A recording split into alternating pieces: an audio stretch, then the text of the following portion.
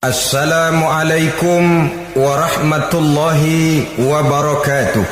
Waalaikumsalam warahmatullahi wabarakatuh. Saudara-saudara kaum muslimin, adapun iblis dan setan sudah menyadari betul bahwa iblis dan setan tempatnya di akhirat nanti jelas neraka. Itu mereka sudah sadari betul. Maka yang mereka kepengen sekarang bagaimana mencari teman sebanyak-banyaknya untuk menemani mereka di neraka nanti. Nah, inilah yang menyebabkan mereka berjibaku betul. Bahkan ada satu riwayat itu, ada waktu-waktu tertentu di mana para setan ini laporan kepada iblis.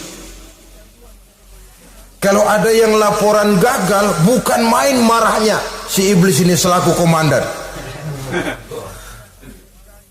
Kata setan, "Pak, saya gagal menggoda si fulan karena imannya kuat." "Goblok kamu. Dengan apa kamu goda dia?" "Dengan kedudukan." Dia tidak mau. Tempuh dengan jalan lain, barangkali dengan harta. Kalau dengan harta tidak bisa, barangkali dengan wanita. Kalau dengan wanita tidak bisa, tempuh segala macam cara.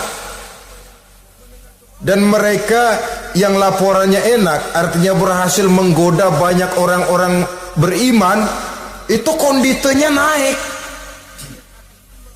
Bahkan mendapat semacam piagam penghargaan sebagai kadar militan daripada iblis.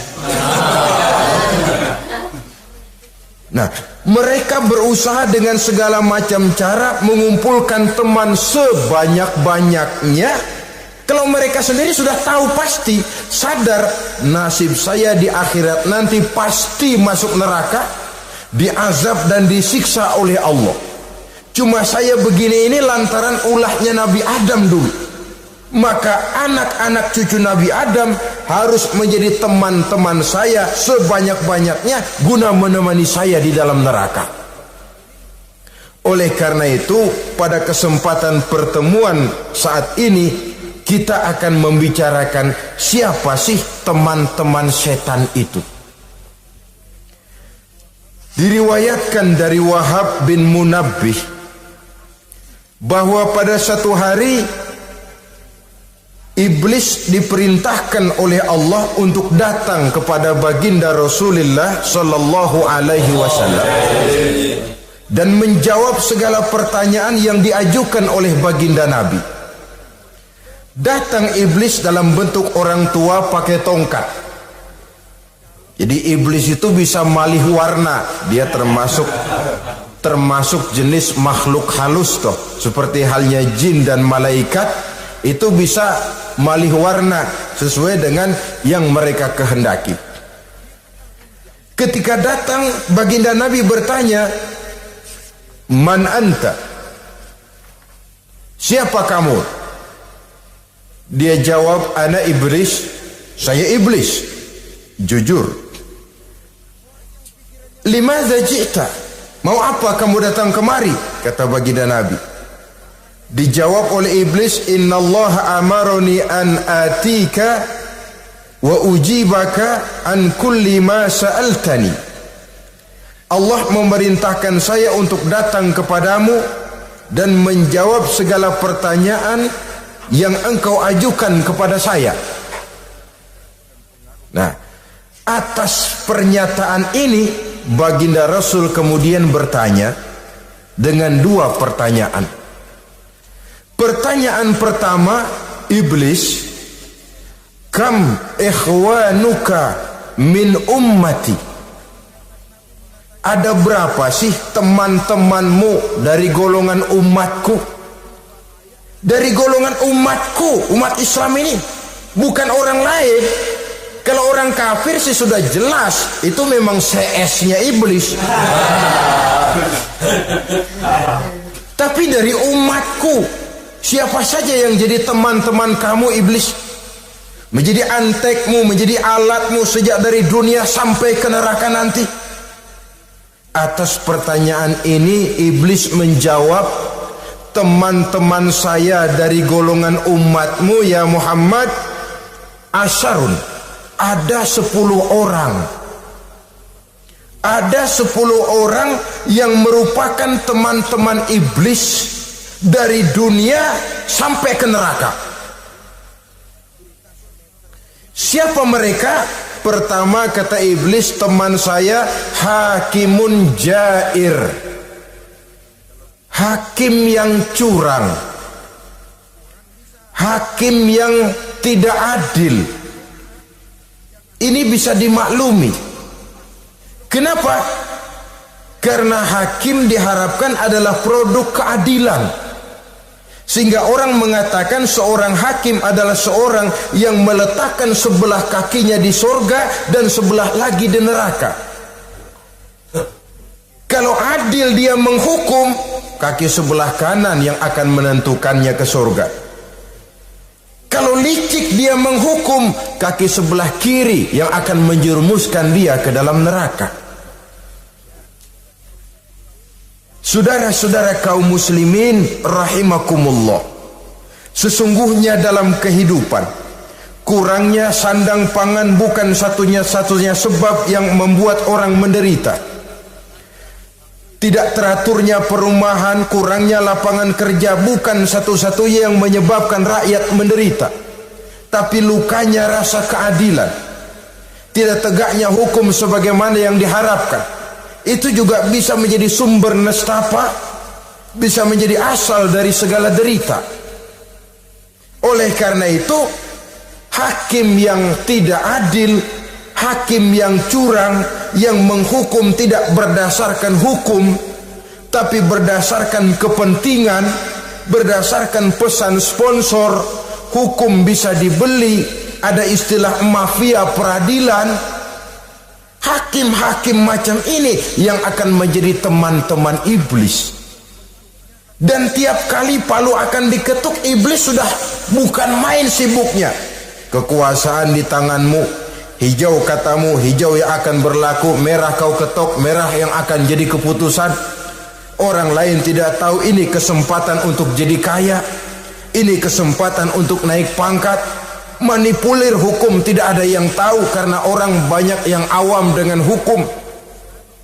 Saudara-saudara kaum muslimin, kalau hukum sudah bisa dibeli, atau kalau hukum cuma untuk orang-orang kecil saja, ada kelompok-kelompok yang kebal hukum, maka akan timbullah kiamat di masyarakat, di mana yang kuat makin kuat, yang lemah selalu menjadi mangsa.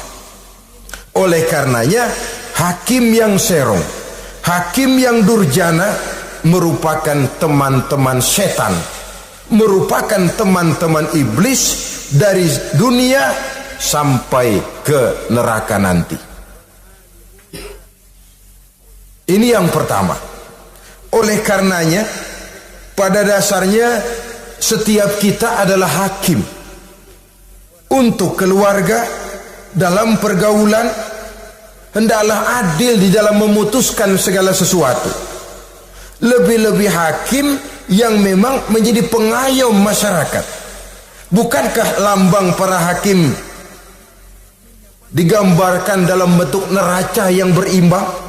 Tidak berat ke kiri, tidak juga berat ke kanan. Dalam arti objektif memberikan keputusan sesuai dengan hukum, sehingga masyarakat terlindungi. Dan hakim yang adil secara praktis adalah musuh daripada setan. Dimanapun setan dan iblis paling gak demen sama hakim yang adil. Itu merupakan musuh besar bagi setan, yang menyalahkan yang salah, membenarkan yang benar. Walaupun yang salah orang besar, yang benar orang kecil. Dan kita memang oleh baginda Nabi diajarkan satu doa, Allahumma arinal haqqa haqqa warzuqna tiba'ah. Ya Allah, perlihatkan kepada kami bahwa yang benar itu benar. Sebab sering kita lihat yang benar jadi tidak benar. Ini memerlukan kekuatan batin. Yang benar tampakkan kepada kami kebenarannya ya Allah. Sebab sekarang banyak ketidakbenaran yang dikamuflase. Banyak ketidakbenaran yang diberikan lipstick sehingga kelihatannya menjadi benar. Ini baik doa ini saya pikir dibaca oleh para hakim. Allahumma arinal haqqa haqqa. Ya Allah, perlihatkan kepada saya bahwa yang benar itu benar. Dan tidak cuma sekedar itu, warzuqni ittiba'ah. Berikan kekuatan kepada saya untuk mengikuti kebenaran itu.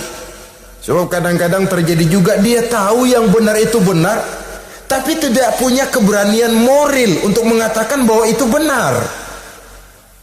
Dia tahu itu barang yang hak, tapi tidak terpanggil mengikuti yang hak, tidak punya kekuatan moral untuk mengikutinya.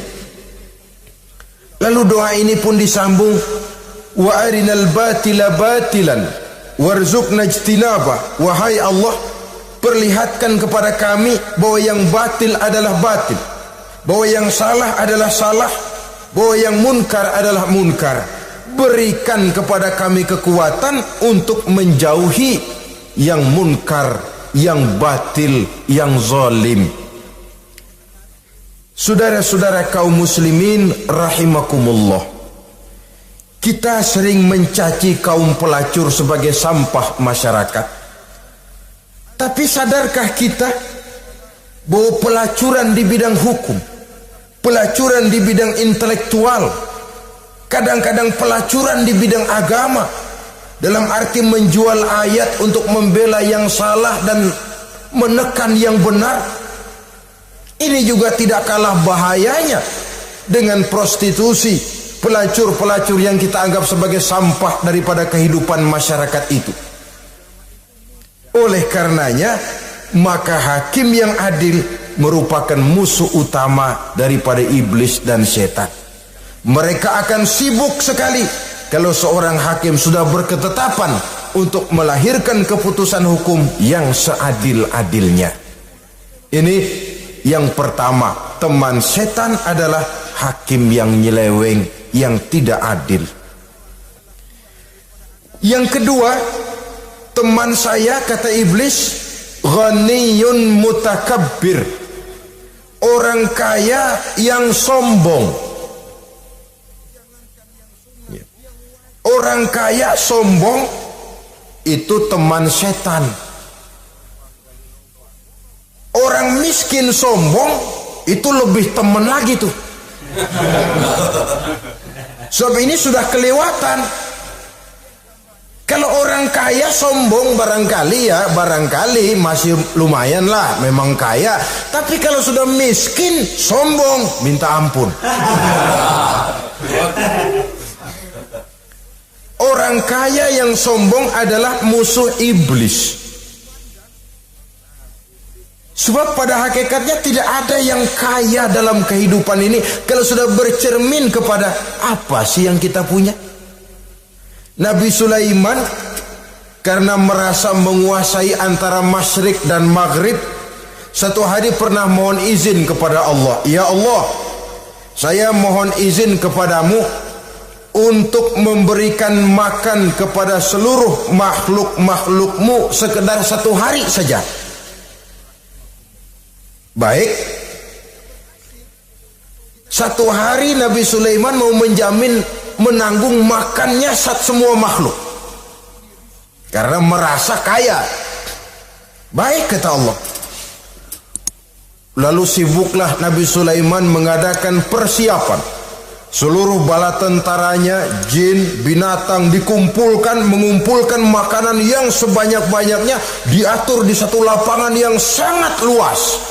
Sebab ini yang mau makan tentu tidak sedikit. Nah, sudah selesai persiapan, kata Allah, sudah selesai Sulaiman? Sudah, ya Allah. Nah, aku mulai dari makhlukku yang paling di bawah, ikan. Ikan nun dipanggil oleh Allah. Rezekimu hari ini mau ditanggung Sulaiman. Naik, makan. Naik ikan ini. Sekali makan seluruh persiapan habis.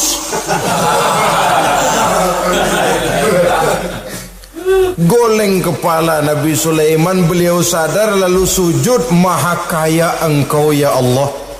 boro-boro nanggung makanan semua makhluk hidup sehari, ikan satu nggak keurusan.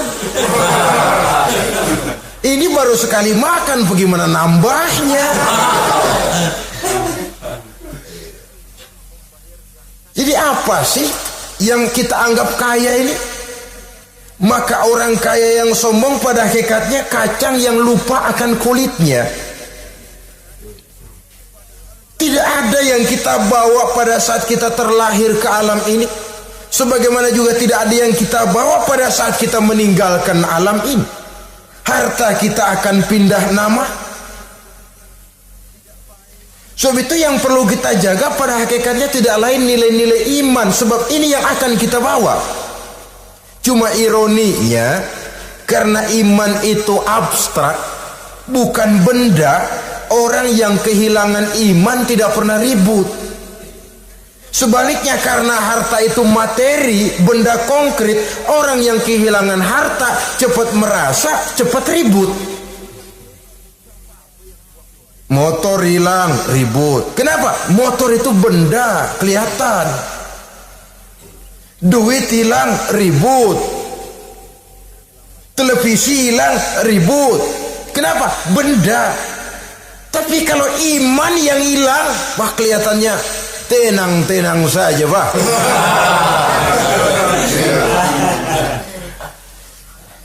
Padahal ini usaha iblis, bagaimana orang kehilangan iman menjadi kafir, masuk grup dia untuk menemani dia di dalam neraka nanti.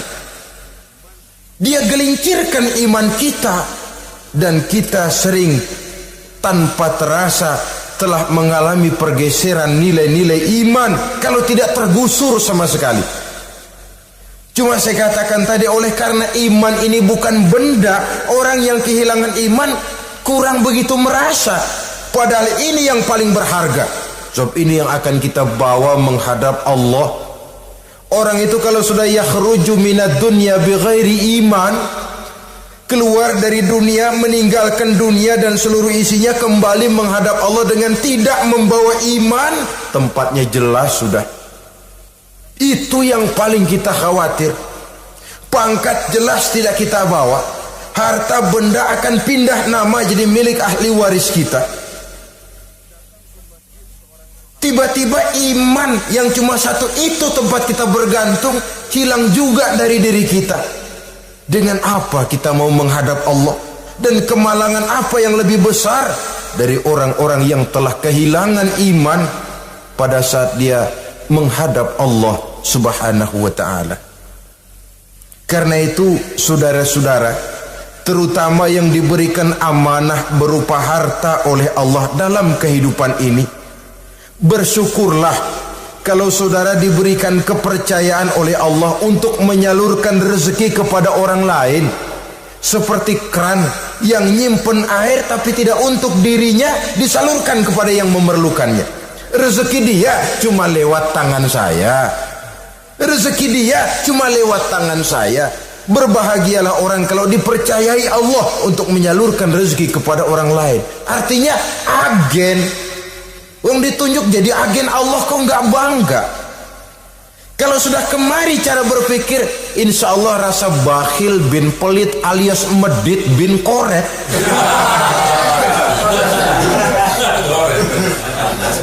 Itu insya Allah nggak ada. Kan kadang kita berpikir, yang nyari duit gue setengah mati, lu datang-datang mau minta aja pala lu. Kan itu toh kadang-kadang cara kita berpikir. Ya boleh jadi lalu terasa berat.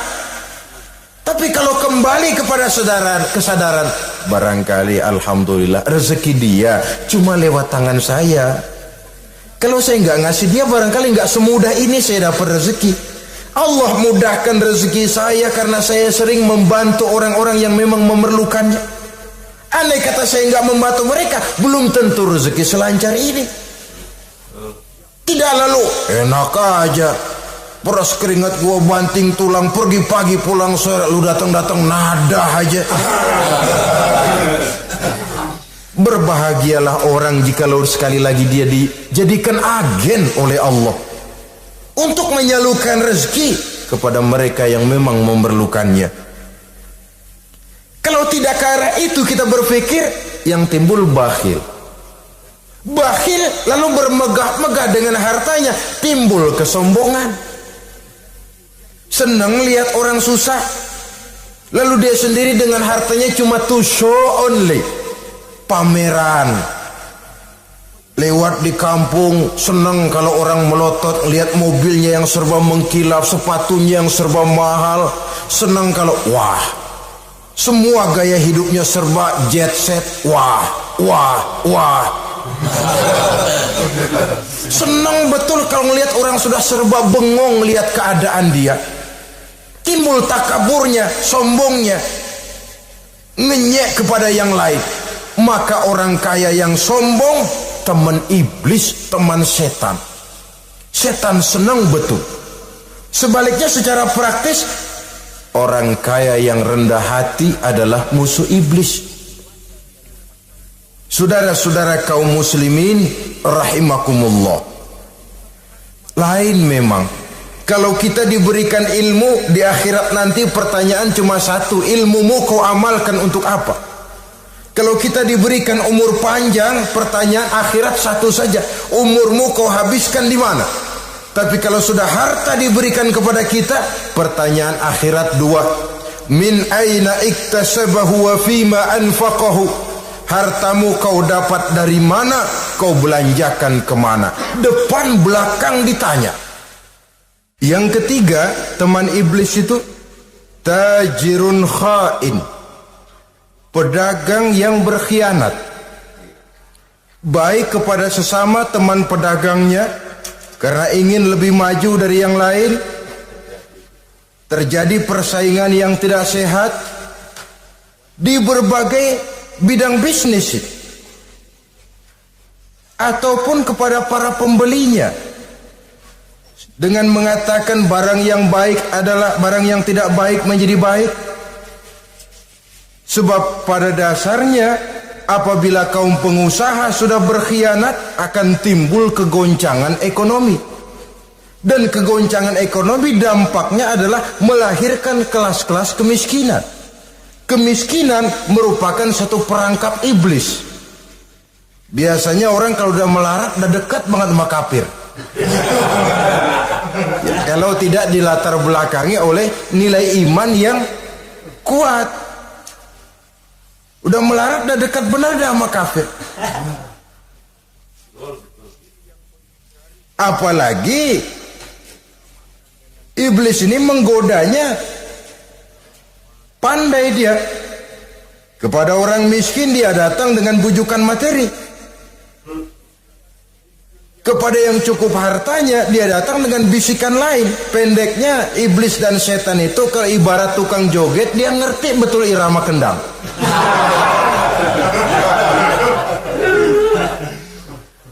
Di mana kelemahan orang itu dia selidiki, dia pelajari, dari arah situ dia masuk. Dan secara strategi perang, iblis dan setan ini posisinya memang lebih menguntungkan daripada kita. Kenapa? Dia melihat kita, kita mah nggak lihat dia. Dia bisa pelajari kebiasaan dan kecenderungan kita. Kita nggak tahu kadang-kadang kelemahan kita. Dari arah itu dia masuk. Posisi dan strateginya lebih menguntungkan daripada kita. Saudara-saudara kaum muslimin rahimakumullah. Bila ekonomi sudah goncang, terjadi penimbunan barang, terjadi spekulasi harga, timbullah kegoncangan sosial. Dan dikala itu setan dan iblis pesta. Dia merasa perangkapnya berhasil. Persaingan-persaingan yang tidak jujur, yang pada dasarnya akhirnya bukan cuma merusak sistem ekonomi, tapi juga mempengaruhi hasil kerjaan. Dalam tender-tender usaha-usaha besar misalnya, oleh karena mengajar supaya dia yang mendapat proyek, dia tidak segan sogok sini, suap sana, semir sana, usap sini. Tinggal untungnya sedikit dan dia harus dapat untung besar. Akhirnya apa? Proyek yang dikerjakan cuma asal sekedar jadi. Tidak seperti standar yang ditetapkan lagi. Juga tidak merupakan kesalahan yang sepenuhnya harus dibebankan kepada dia. Kesalahan yang merupakan siklus, mata rantai, sudah lingkaran setan. Itulah sebabnya sering saya ungkapkan, kalau manusia sudah jadi teman setan, lebih buas daripada bajing. Karena bajing cuma makan kelapa, tapi bajingan udah apa saja dimakan. Sudah jadi teman-teman iblis, tidak ngerti halal haram, hak dan batil. Ini kepentingan pribadi apa kepentingan orang banyak, yang penting sikat saja. Jadi yang ketiga ini targetnya memang kekacauan ekonomi, yang kemelaratan, kemiskinan merupakan tangga untuk sampai kepada kekafiran. Dan iblis tahu betul itu.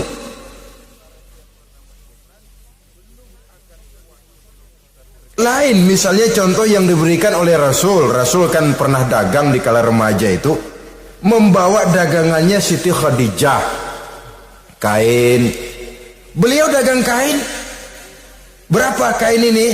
Oh, kalau ini saya ambil dari Ibu Khadijah 25 rupiah. Saudara mau beli saya berapa terserah, asal saya ada untungnya. Dan kalau modalnya 25, betul-betul beliau bilang 25. Jujur.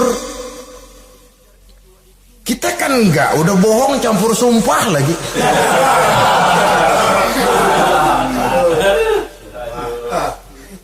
Ini yang ketiga.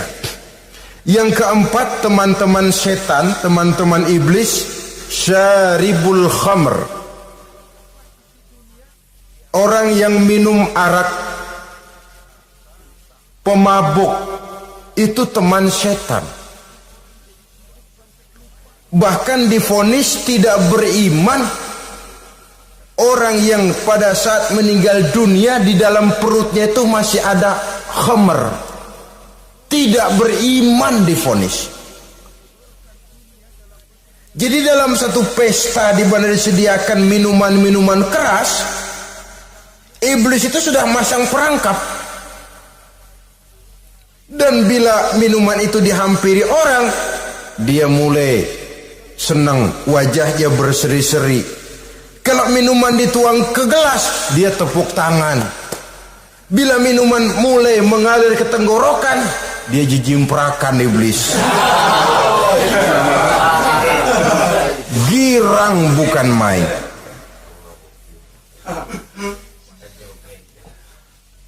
Saudara-saudara kaum muslimin rahimakumullah. Kenapa pemabuk merupakan teman setan? Karena dalam keadaan mabuk, orang kehilangan daya kontrol. Perbuatannya nyaris tidak terkontrol lagi. Tidak ada rahasia, tidak ada harga diri, tidak ada sifat memelihara. Dan itu ciri-ciri daripada iblis. Syaribul khamr, orang yang suka meminum minuman keras. Itulah sebabnya memang dalam hidup ini kita harus punya filter. Allah selalu menghendaki yang terbaik dan memilihkan yang terbaik untuk kita. Kalau sudah itu minuman yang baik kata Allah, itulah memang yang baik untuk kita. Kalau itu dilarang oleh Allah, itulah memang yang tidak baik untuk kita. Jadi kalau sudah qat'i dalilnya, gak usah buang energi menyelidiki apa manfaatnya. Kalau sudah qat'i dilarang, gak usah buang energi menyelidiki apa bahayanya khamr. Allah tidak akan melarang sesuatu yang mengandung manfaat. Yang dilarang Allah tentu yang membawa mudarat dan bahaya di dalam kehidupan. Bukankah sekarang ini minuman keras sudah merupakan penghias pesta? Merupakan kebanggaan di kalangan remaja? Termasuk dalam kata khamr ini ya morfin, ganja, narkotik, dan yang sejenis dengan itu. Orang sudah merasa bangga kalau sudah fly to the sky, membumbung ke angkasa, katanya dunia ini luas, lupa segala macam persoalan. Tapi sampai kapan? Sampai kapan orang merasa membumbung? Sampai kapan orang merasa bisa meninggalkan segala persoalan? Sampai mabuknya selesai? Ya kalau gitu mabuk aja terus. Lalu apa artinya kehidupan ini? Mabuk kan nggak ngerugiin orang lain. Kalau saya nyolong kan ngerugiin orang lain. Kalau saya korupsi ngerugiin orang lain. Kalau saya zina jelas ada orang lain yang dirugikan. Tapi minum khamar, siapa yang rugi? Uang saya. Saya beli dengan uang saya, yang minum pun saya. Siapa yang rugi? Saudara, ini pemikiran sepihak namanya. Pertama jelas merugikan diri sendiri. Kesehatan terganggu, pertumbuhan IQ, ya, daya pikir jadi jumud bin beku. Tidak ada idealisme ke arah depan. Yang ada ya, yang dipikirkan ya yang di depan hidungnya saja. Dan konon itu pada mulanya memang orang kan sifatnya cuma ingin tahu, nyobain, ketagihan. Ya kalau orang tuanya masuk golongan have, mampu. Kalau orang tuanya termasuk ekonomi lemah, sedangkan kecanduan hal yang tidak bisa ditangguhkan. Orang yang sudah kecanduan minuman keras, sekali dia tidak minum, sudah bukan main rasanya. Orang yang sudah biasa minum ganja, morfin, narkotik, satu kali dia tidak bertemu itu, sudah nggak keruan rasa. Orang tuanya tidak mampu, kenapa lalu nggak ngelamun yang negatif? Ya kalau dia keluarga have, orang tuanya masih ngelarang, dia bisa jual hal lain di rumahnya yang ada harganya. Tip deka itu, video kah itu, mobil kah digade dulu. Kalau di kampung, anak-anak muda yang menengah ke bawah, kenapa enggak ayam orang disamber?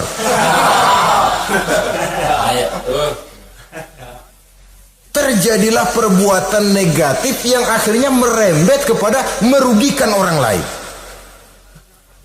Hakikatnya zahirnya memang pada mulanya hanya merugikan diri sendiri, tapi lambat laun akan merembet juga kepada merugikan orang lain.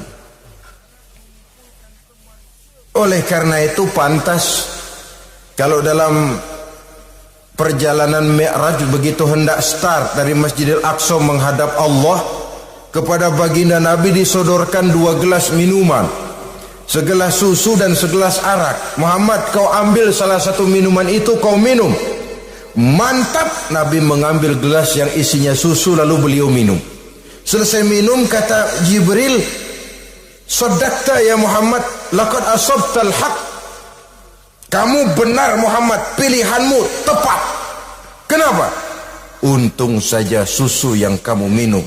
Kalau arak yang kamu ambil, kamu pilih dan kamu minum, pasti umatmu bakal pada jadi umat teler semua nanti. Wong Nabi milih susu saja umatnya masih banyak yang teler, apalagi kalau beliau memilih khamar waktu itu. Tapi ini sekedar simbol bahwa begitulah kita dalam hidup. Saudara, kalau di depan kita ditaruh segelas jamu, segelas sirup, kira-kira pilih mana? Jamu. Sirup apa jamu? Jamu. Orang yang berpikir panjang ke depan, dia bakal pilih jamu. Memang pahit, getir, nggak enak, tapi besok pagi badan enteng, kerja semangat, berpikir cerdas, gairah ada. Orang yang pikirannya pendek, ngapain jamu getir nih, sirup nih, manis ini. Dia minum, bukan main manisnya, besok pagi bibir pada jontor. Begitulah dalam kehidupan ini. Maka hendaknya kita berusaha dengan sekuat kemampuan untuk menghindarkan diri dari minuman keras dan pengaruh-pengaruhnya. Yang kelima, teman iblis itu al-qattat, tukang-tukang fitnah. Itu suling iblis itu, trompet setan. Sebab apa? Benar kalau Quran mengatakan, Nabi mengatakan al-fitnatu asyaddu minal qatli.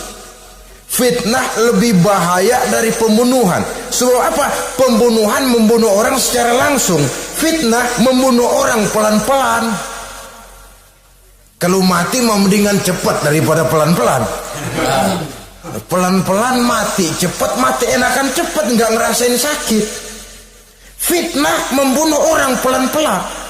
Nama baik orang hancur, dicoreng-moreng di tengah masyarakat. Maka tukang-tukang fitnah, teman-teman setan dari dunia sampai ke neraka nanti. Karena fitnah lebih bahaya daripada pembunuhan. Mengada-ada yang tidak ada diada-adakan, fitnah. Melebih-lebih, berita semeter jadi 3 meter, yang 2 meter. Ya kalau positif, kalau negatif, fitnah. Memang orang bilang kalau kita nitip duit jangan harap lebih, kurang bisa. Tapi kalau nitip omongan jangan harap kurang, pas saja sudah untung itu. Biasanya lebih, namanya omongan. 1 meter jadi 2 meter, 2 meter jadi 3 meter. Itu sifat dari yang namanya omongan. Kita kirim uang, udah gak bakalan lebih dah.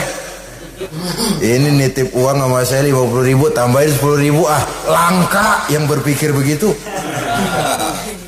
Kurang malah bisa, enak aja nitip. Gue kan kemarin pakai ongkos.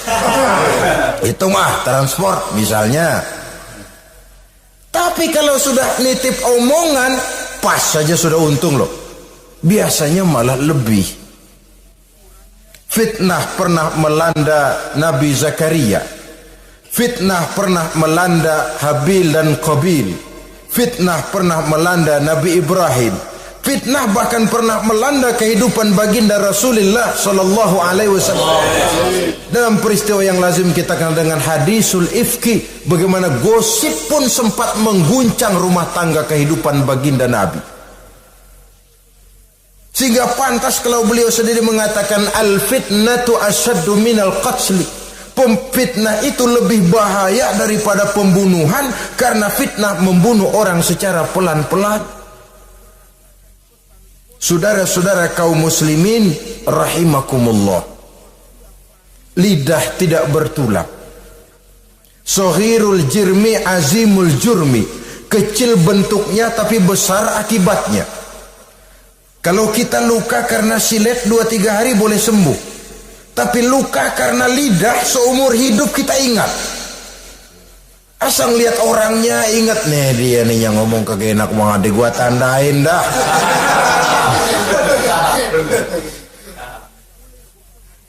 Itulah sebabnya pepatah bilang salamatul insan fi hifzil lisan.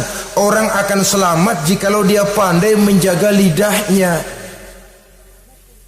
Saudara-saudara kaum muslimin, yang keenam, teman setan sahibur riya. Orang yang riya, beramal cuma to show only, supaya ingin dipuji orang, ingin dilihat orang, riya namanya.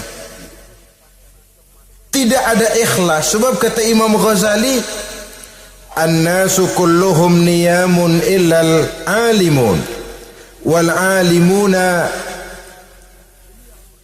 an-nasu kulluhum mauta illal alimun, wal alimuna niyamun illal amilun, wal amiluna mughtarruna illal mukhlisun.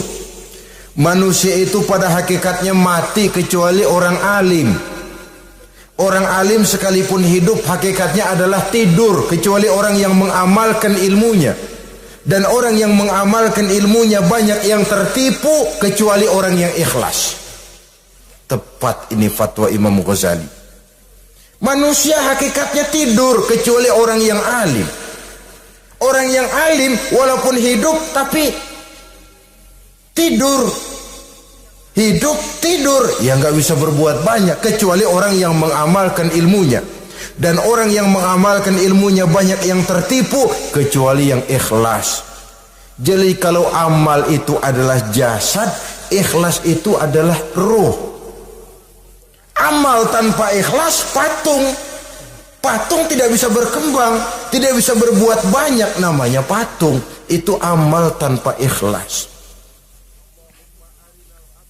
Ini termasuk penyakit batin toh, ikhlas, riya, ujub, sum'ah. penyakit kepengen didengar orang, penyakit kepengen dilihat orang. Wah, kalau sembayangnya dilihat orang mantap betul, kayak besok mau mati. Tapi kalau sudah sembahyang yang nggak dilihat orang, wah kilat khusus, cepat bukan main. Ria. Ini yang menghancurkan amal ini nggak terasa. Sifat kita sendiri. Ria ini menggeragoti amal sebagaimana api menggeragoti kayu bakar. Yang ketujuh, teman setan akilu malil yatim, orang yang memakan harta anak yatim. Itu setan senang betul itu. Dia bisikan, nah kau kan ngurus anak yatim, kau sudah menanamkan budi kepada mereka, jadi wajar kalau kau ambil bagian. Mula-mula memang dalam batas yang wajar, makin lama malah berebut sama yatimnya. Makin kesonoin, yatimnya malah nggak keduman, panitianya yang kenyang. Akilu malil yatim, orang yang memakan harta anak yatim secara zalim, ini merupakan teman setan. Sebaliknya, orang yang melindungi anak yatim, kata Nabi, seperti dua jari ini dengan aku di akhirat nanti. Dekat derajatnya dengan Rasul. Yang kedelapan, teman setan al-mutahawinu bis shalah, orang yang nganggap enteng sholat, ngenteng-ngentengin sholat. Nanti aja dah, kalau udah tua-tuaan, sembayang mah gampang, saban sari ada. Kalau ini nih tinju jarang-jarang. Al-mutahawin, ngenteng-ngentengin. Pada dasarnya agama itu mudah, jangan dipersulit, tapi juga jangan dipermudah. Agama itu tidak berat, jangan diberat-beratin, tapi juga jangan dienteng-entengin. So yang enteng kalau kita entengin akhirnya menganggap remeh. Mulanya memang sedikit, makin lama makin banyak, makin lama makin banyak, makin bertumpuk. Apalagi kalau sadar kita sholat adalah tiang daripada agama. Bagaimana rumah akan tegak tanpa tiang yang kuat? Bagaimana agama akan tegak dalam diri seseorang kalau sholatnya dia enteng-entengi? Jangankan yang sunnah, yang wajib saja. Kadang-kadang tutup lubang gali lubang. Padahal itu merupakan tiang pokok. Rumah itu untuk kuat harus ada tiang-tiang tambahan. Tiang tambahan ini ya nawafil, ya rawatib, sholat-sholat sunnah itu. Itu untuk menjaga stabilitas temperatur batin kita kepada Allah. Al-mutahawinu bis sholat. Jadi kalau sudah masuk waktu, beduk misalnya berbunyi, azan berkumandang, iblis mulai menyebar bala tentaranya. Pasukan siap.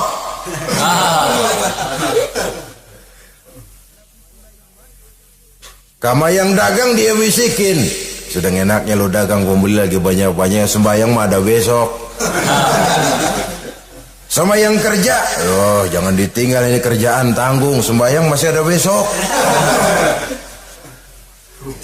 Saudara-saudara kaum muslimin rahimakumullah, andai kata kita berhasil, kita tinggalkan kesibukan, lalu kita pergi sholat, apa iblis diam? Setan tenang? Tidak, masih dia bisiki kita.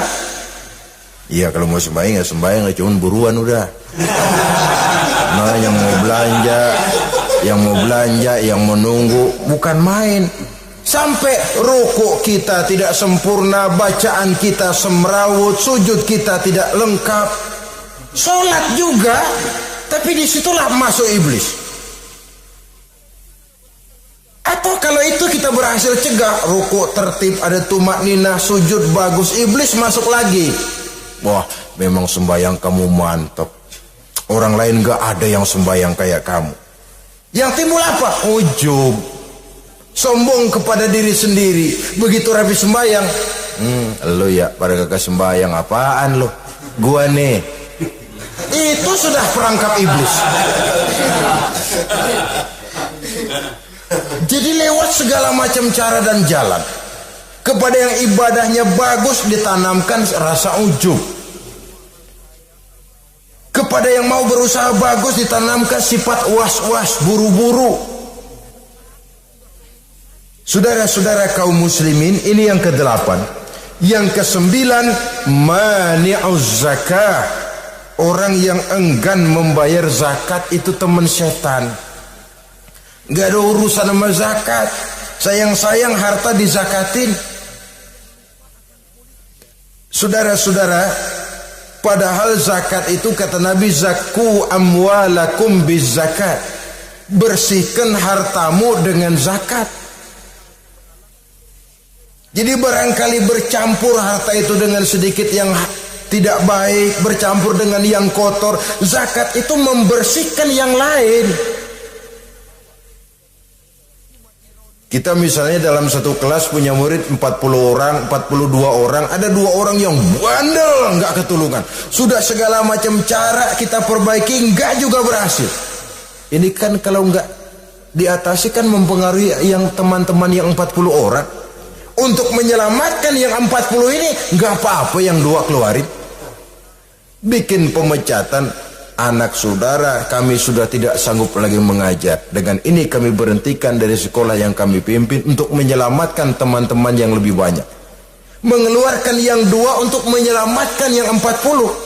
So kalau tidak ini nanti ngerembet, yang 40 ngikut jadi ngeres.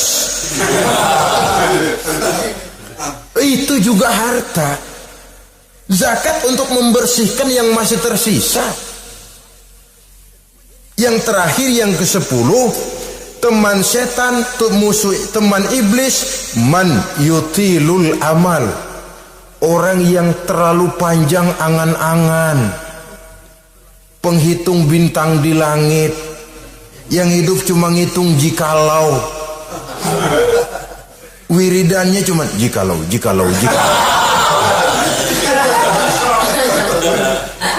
Tidak pernah mau berbuat, cuma angan-angan kelewat panjang. Yang ngelamun kan nggak ada sekolahan, ya siapa juga bisa ngelamun. Orang bukan tidak boleh bercita-cita, bahkan cita-cita yang mendorong kita untuk bergairah dalam kehidupan. Tapi kalau cita-cita tanpa langkah konkret, yang penting kan punya kemauan, lebihnya tawakal, nggak cukup. Pernah datang ke masjid seorang sahabat. Begitu sampai dia turun dari onta, langsung menghadap baginda Nabi. Nabi tanya, ontamu udah diikat belum? Belum ya Rasul. Kenapa? Saya tawakal kepada Allah. Tuh orang diomelin sama Nabi. Ikat dulu, habis gitu baru tawakal. Betul toh. Ikat dulu tuh onta, lebihnya baru tawakal. Kalau udah diikat masih lari juga, itu tawakal. Lah belum diikat udah tawakal. Orang yang terlalu panjang angan-angan, yang akhirnya kalau tidak merusak cara berpikirnya, akan mendorong dia kepada perbuatan yang negatif untuk mewujudkan angan-angannya itu. Macam misalnya ya, pakaian kepengen bagus, harta mau banyak, usaha ogah, kerja capek sedikit tidak mau, kepengen seperti orang-orang, lalu ngelamun. Kalau tidak jadi gila, ya merusak perbuatannya. Kan berapa banyak orang yang kepengen kaya, gagal lalu jadi sableng. Kertas koran ditumpukin, dikantongin, dia kira gepokan duit. Hawanya duit udah banyak aja. Tulul amal, terlalu panjang angan-angan. Nah, saudara-saudara, kalau kita sudah tahu itulah teman-teman setan, teman-teman iblis, mari kita berusaha jangan termasuk salah satu di antara 10 orang yang menjadi teman-teman iblis ini. Lalu cara untuk mengatasinya bagaimana? Imam Al-Ghazali rahimahullah memberikan tuntunan. Pertama, untuk mengatasi perangkap setan, jangan sampai kita termasuk salah satu teman setan, zikrullah. Banyak ingat kepada Allah. Sebab Nabi bersabda, inna zikrallahi ta'ala fi janbi syaitan kal akillati fi janbi ibni Adam. Sesungguhnya zikrullah, zikir kepada Allah itu dapat menyakiti setan sebagaimana penyakit menyakiti lambung anak Adam. Jadi setan itu akan kurus kalau kita hantam pakai zikrullah. Setan tidak berdaya, lemah kalau kita hantam pakai zikrullah. Ingat Allah, selalu merasakan kehadiran Allah dekat dalam hidup. Itu senjata pertama. Dengan zikrullah setan kurus. Kalau udah kurus ya lemas, nggak berdaya ngadepin kita. Tapi kalau nafsu yang kita ikutin, kita umpanin tuh setan. Lah gemuk. Begitu gemuk makin berleluasa dia ngutak-ngatik kita. Yang kedua, jangan mendekati tempat maksiat. Sebab man hama haulal hima yusiku ayyaqafi. Orang yang main di pinggir kali ditakutin kecebur di kali. Jangan mendekati tempat yang cenderung membawa kita ke tempat maksiat.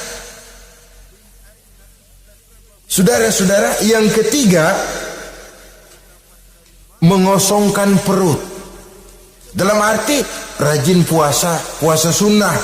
Kata Nabi, inna syaitan yajri min ibni Adam majrad dam fadayyiku majariyahu bil ju'. Setan mengalir dalam diri manusia seperti mengalirnya darah. Maka persempit jalan setan dengan apa? Bil ju', dengan memperbanyak lapar. Bukan memperturutkan syahwat. Pantas kalau Nabi bilang, saya adalah sekelompok orang yang tidak makan kecuali kalau kami lapar. Dan kalau kami makan, tidaklah sampai kekenyangan. Bukan enggak kenyang, tapi enggak kekenyangan. Yang terakhir kata Imam Ghazali, hendaknya kita selalu ingat bahwa tujuan iblis dan setan adalah menjerumuskan manusia, menyengsarakan manusia, supaya kita menjadi teman mereka di neraka nanti. Kalau ingat itu, insya Allah kita bisa mengerem diri. Nah, inilah saja yang dapat kita sampaikan pada pertemuan kali ini. Mudah-mudahan ada manfaatnya. Terima kasih dan mohon maaf. Usikum wa nafsi bitaqwallah. Wassalamualaikum warahmatullahi wabarakatuh.